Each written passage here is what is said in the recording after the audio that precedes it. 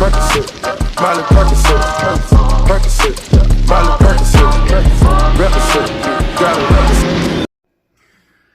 What is up, guys? Welcome on back to TK's Garage, and you guys were cooking me in the comments. TK, why didn't you post the interaction when, because you hear the guy walking up to me, and, the video is edited. Well, the interaction where I was asked to leave the Mopar booth is for a couple of reasons.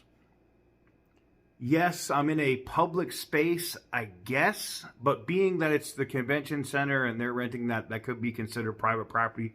I wasn't going to go through a legal process on it. And it's no different than when I'm in a casino on my gambling channel. If I'm posting blackjack and somebody else's face comes in there, or a slot video, I have to blur other people's faces. But because the person specifically asked not to be put in the video, I didn't think it was smart for me to just post it. That said, I did drop it over on my Instagram stories, and a lot of you guys have already seen it and said, damn, TK, you're a prick. Yeah, I can be, or an hole. But, I have to censor myself. I hate this.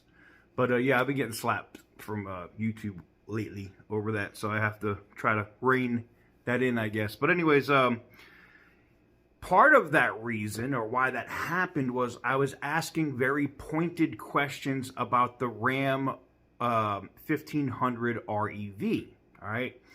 And maybe 15 minutes before I came to the booth, there's a local influencer or somebody that has a massive Dodge dealership out here in Vegas called Chop. And, they were taking some photos and some videos of the Ram REV, and then they were going to move it. They were taking it out of the booth, and come to find out that a couple of other influencers had already looked at it. That's why they had it roped off. It wasn't like you know what, let me show you an image of it here. So you can see on the image here, there's like a rope. They don't want you opening the doors. They don't want you to actually be able to look and see that it's literally just a shell. There's nothing there. There's no power plants. There's no battery. The vehicle doesn't run. It does have a battery to turn on some of the ancillary stuff, like the dash and some of the lights around the vehicle. But the vehicle is not a production or a mule or something that can actually be driven. Now, somebody said, well, no, TK, I saw it rolling through the SEMA thing at the end of the show. Yes, being towed by one of those little golf cart things. That's not running under its own power. Sorry. And I get it. They brought it to the show because they want people to be able to see it. But they think that that's coming out before the end of the year, and you can't even get the chargers out now until next year? The couple of chargers that you have delivered to dealers have turned into bricks. So now you're trying to do software updates and all this other crap, and you can't get this out?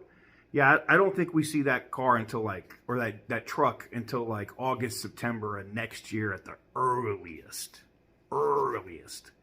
Because you had it at SEMA as basically a rolling shell.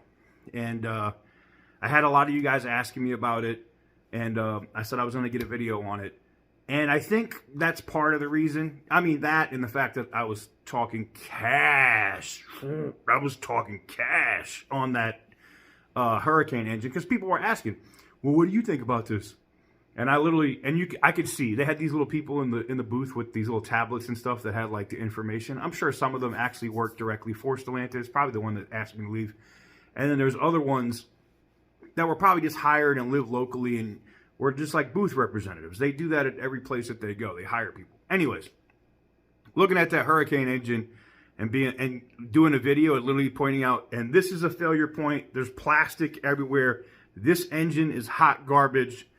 That's when it was when I started walking over to the Banshee, that's when I knew it was going to be a problem. And there was a couple other influencers and creators that saw it too, because they also posted on their Instagram that interaction. I wasn't a bully. I wasn't being a prick. I wasn't what you gonna do? I didn't do any of that.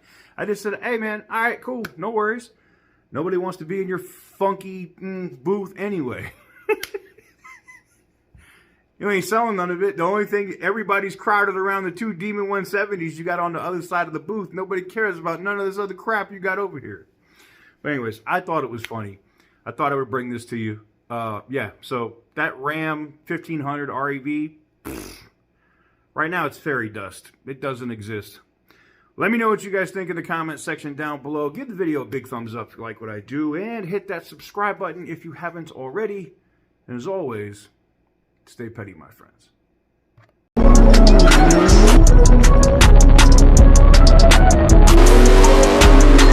Whoopee!